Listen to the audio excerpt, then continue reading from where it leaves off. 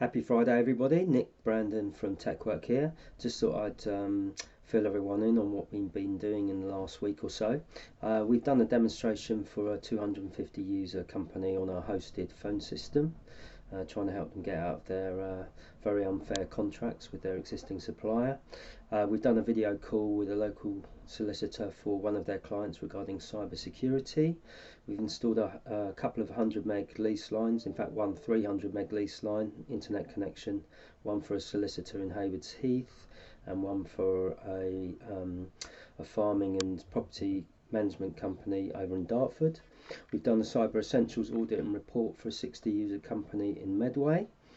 We put in a new hosted phone system, VoIP system for a London firm of architects.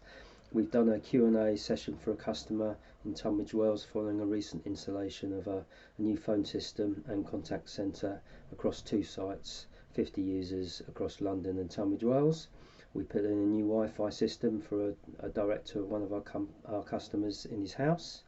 And we've been installing various new PCs and laptops for various customers, as well as providing wow factor support on an ongoing basis for our customers on telecoms and IT.